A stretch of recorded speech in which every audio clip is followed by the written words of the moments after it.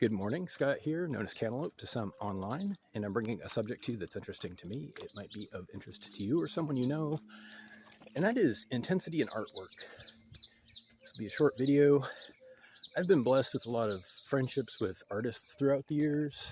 From early on, I've met a lot of artists, talented people, and I've learned a few things.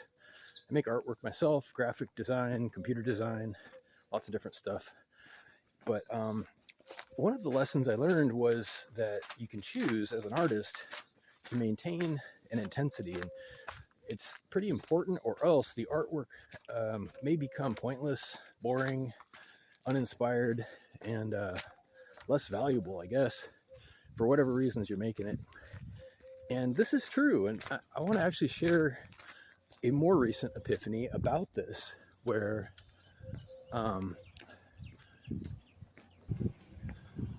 I've learned something to challenge this original idea, because intensity is one thing, but there's hopefully a limit when it becomes contrived or transparent, that somebody might be trying too hard, so to speak. So I want to use a recent example, and I've learned by watching some of my favorite artists.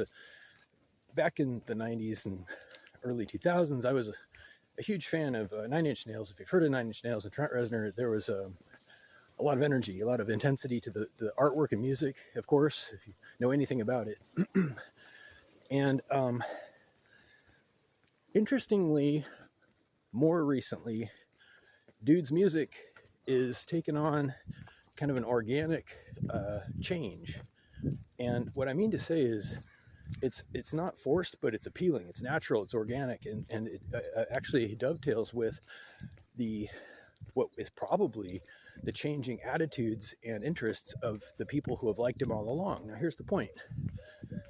To choose to be intense is important. To choose to keep your energy up and do what it takes to keep things relevant and interesting is very important, up to a point, after which it's being fake, right? You're trying to act as if, sort of, and that is counterproductive. I hope that's pretty obvious, but many artists try to do that, but some, and I'm going to name a couple of others. Tori Amos, for example, had some very emotionally intense music at the height of her stardom in the late 90s, again, same time period, and big fan, of course. And more recently, she's her artwork has taken on a different tone. She's, as far as I know, and I don't want to misspeak, but she's making children's books and animations and still making music, of course, but it's appealing to the same people, I think, who've been fans of hers all along. And I don't know if she intends to do that, but it's a very natural kind of, walking side by side with the people who have been there, this kind of thing. And a lot of artists fail to recognize that being intense and interesting is good, as long as it's from the heart, if it's natural, and authentic is the word. And it's not something to be afraid of, to let perhaps the intensity taper off, because the people who have been there are experiencing a similar change in emotions, probably, most of them. And it just kind of fits with the same people who have been listening and watching all along. So anyway, there's probably an unintuitive or counterintuitive gem that many artists might overlook. They might fly to the extreme of failing to be intense at all, or they might force it too much. So somewhere in the middle, there's a happy medium. I want to mention one other artist, and that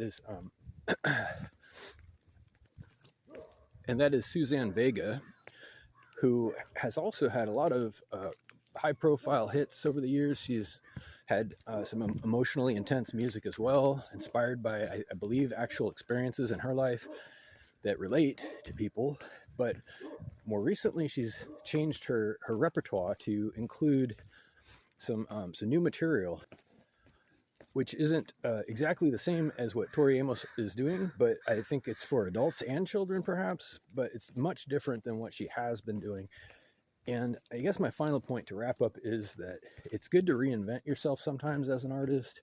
It's good to keep your energy up and keep it interesting and compelling, but it has to be authentic.